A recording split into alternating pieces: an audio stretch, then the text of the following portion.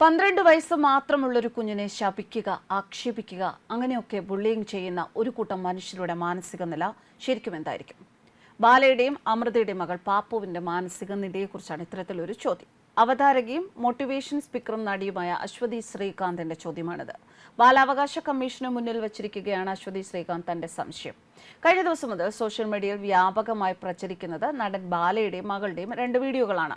അച്ഛനെതിരെ തുറന്നു പറയുന്ന ബാലയുടെ മകളുടെ വീഡിയോ സോഷ്യൽ മീഡിയയിൽ വളരെ വേഗമാണ് ഷെയർ ചെയ്യപ്പെട്ടത്. പിന്നീട് മകൾക്ക് മറുപടിയുമായി നടൻ ബാല തന്നെ രംഗത്തെത്തുകയും ചെയ്തു. മകൾക്ക് മുന്നിൽ തനിക്ക് ജയിക്കാൻ സാധിക്കില്ല എന്നും അവൾക്ക് വേണ്ടി തോറ്റു തരികയാണ് എന്നുമായിരുന്നു വീഡിയോയിൽ ബാല പറഞ്ഞത്. ഈ വിഷയത്തിൽ അവതാരകയും മോട്ടിവേഷൻ സ്പീക്കറും നടിയുമായ അശ്വതി ശ്രീകാന്ത് ഒരു കുറിപ്പ് പങ്കിട്ടിരിക്കുകയാണ്. ആ കുറിപ്പ് ഇങ്ങനെയാണ്: എൻ്റെ ആദ്യ പുസ്തകത്തിൻ്റെ ആമുഖത്തിൽ ഒരു ചോദ്യമുണ്ടായിരുന്നു. നിങ്ങളുടെ ഏറ്റവും ആദ്യത്തെ ഓർമ്മ ഏത് പ്രായത്തിലാണ് എന്നതായിരുന്നു അത്. സന്തോഷമുള്ള ഓർമ്മകളെക്കാൾ ഭയപ്പെടുത്തിയ, അരക്ഷിതരാക്കിയ സംഭവങ്ങൾ ഓർത്തുവെക്കുന്ന ശീലം മനുഷ്യൻ്റെ ബ്രെയിനുണ്ട്. സംഭവിച്ചത് എന്തായിരുന്നു എന്ന് മുതിർന്നപ്പോഴാവും വ്യക്തമാകുന്നത് എങ്കിലും ആ ദൃശ്യങ്ങൾ, ശബ്ദങ്ങൾ, മണങ്ങൾ ഇതൊക്കെ നമ്മൾ ഓർത്തു വെച്ചേക്കാം. അത്തരമൊരു അവസ്ഥയിൽ വീണ്ടും ചെന്നെത്താതിരിക്കാൻ നമ്മളെ സഹായിക്കുന്നതിൻ്റെ ഭാഗമാണത്. ചെറുപ്പത്തിൽ നായ കടിച്ചാൽ, വെള്ളത്തിൽ വീണാലൊക്കെ ആ ഭയം ജീവിതാവസാനം വരെ കൂടി ഉണ്ടാവില്ലേ? 3 വയസ്സുള്ളപ്പോൾ ചൂടൻ തേപ്പ് പെട്ടിയിൽ കൈവെള്ള പതിപ്പിച്ചത് എനിക്കെന്നും ഓർമ്മയുണ്ട്. അച്ഛൻ്റെ അനുജൻ അയൺ ചെയ്യുകയായിരുന്നു. ഇതിന് ചൂടുണ്ടോ എന്ന് ഞാൻ ചോദിച്ചത്, ഒട്ടുമില്ല, ഒന്ന് തൊട്ടു നോക്കുന്നു എന്ന് കൊച്ചച്ഛൻ സർക്കാസം പറഞ്ഞതും ഞാൻ അപ്പോൾ തന്നെ കൈവെള്ള അപ്പാടെ അതിൽ വെച്ച് നോക്കിയതും അത്ര തെളിച്ചമുള്ള പൊള്ളുന്ന ഓർമ്മയാണ്. ഏറെക്കുറെ അതേ പ്രായത്തിലാണ് രാത്രി അടുക്കളയിൽ ഒരു മൂങ്ങ വഴിതെറ്റിക്കയറുന്നു. ഭയന്ന് വിറച്ച് നിലവിളിച്ചതും വീടിൻ്റെ മഞ്ഞ വെളിച്ചത്തിൽ കണ്ണു കാണാതെ പറന്നു നടന്ന മൂങ്ങയുടെ ദൃശ്യവും ഇന്നും മറന്നിട്ടില്ല. നിങ്ങളുടെ ഏറ്റവും ആദ്യത്തെ ഓർമ്മ എത്രാമത്തെ വയസ്സിലേതാണ്? പങ്കുവെക്കാമോ? കുട്ടിയല്ലേ, എന്ത് ഓർമ്മ കാണാനാണ് എന്ന് കുഞ്ഞുങ്ങളെ നിസ്സാരവൽക്കരിക്കുന്നവരോട് കൂടിയാണ് ചോദ്യം.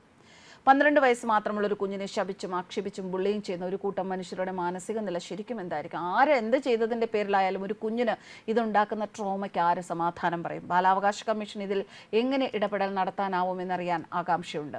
മലയാളികളുടെ പ്രിയ നടനാണ് ബാല. മലയാളി അല്ലെങ്കിലും മലയാള സിനിമകളിലൂടെ വളരെ മുൻപ് തന്നെ പ്രേക്ഷക മനസ്സിൽ ബാല ഇടം നേടിയിട്ടുണ്ട്. 2010-ലാണ് ബാല ഗായിക അമൃത സുരേഷിനെ വിവാഹം ചെയ്തത്. എന്നാൽ ഈ ബന്ധം വേർപിരിയുകയും ചെയ്തു. ഇവർക്ക് ഒരു മകളാണ് ഉള്ളത്. പാപ്പു എന്നാണ് ഈ കുട്ടിയെ സ്നേഹപൂർവ്വം വിളിക്കുന്നത്. അമൃതയുടെ കൂടെയാണ് മകൾ. പലപ്പോഴും മകളെ നേരിട്ട് കാണാൻ പറ്റാത്ത സങ്കടം ബാല വ്യക്തമാക്കിയിട്ടുണ്ട്.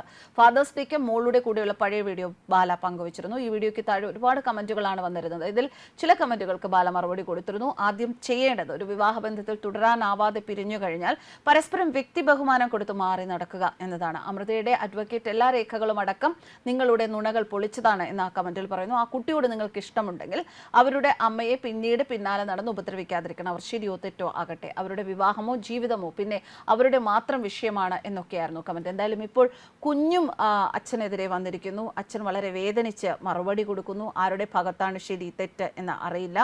എന്തൊക്കെയായാലും ഒരു കുഞ്ഞിനെ ഉപയോഗിച്ച് ഇത്തരത്തിൽ സമൂഹ മാധ്യമങ്ങളിലൂടെ പൊതുസമൂഹത്തിൻ്റെ മുന്നിൽ പരസ്പരം കരിവാരിത്തേക്കുന്നത് ഒരിക്കലും ശരിയായ ഒരു രീതി അല്ല എന്ന അഭിപ്രായം തന്നെയാണ് പലർക്കും പങ്കുവയ്ക്കാനുള്ളത്. കുഞ്ഞു മനസ്സ് എന്ന് പറയുമ്പോൾ അത് ഭാവിയിൽ അവർ വളർന്ന് വലുതായി വരുമ്പോൾ ഈ അനുഭവങ്ങളൊക്കെ അവരുടെ ജീവിതത്തെ, അവരുടെ വ്യക്തി ജീവിതത്തെ ഒരുപാട് സ്വാധീനിക്കും. അതുകൊണ്ട് കുഞ്ഞുങ്ങളെ വളരെ അച്ഛനമ്മമാർക്കിടയിലുള്ള പ്രശ്നങ്ങളിൽ ഉൾപ്പെടുത്താതെ അവരെ വളരെ നല്ല രീതിയിൽ സ്നേഹത്തോടെ മാറി നിന്നാലും, ഒരച്ഛൻ മാറി നിൽക്കുകയാണെങ്കിൽ അങ്ങനെ, അല്ല ഒരു അമ്മ മാറി നിൽക്കുകയാണെങ്കിൽ അങ്ങനെ, ആ രീതിയിൽ അവരെ പരിഗണിക്കേണ്ടത് ആവശ്യം തന്നെയാണ്. അത് സമൂഹത്തിൻ്റെ ആവശ്യമാണ്. ന്യൂസ് ഡെസ്ക് കർമ്മ ന്യൂസ്.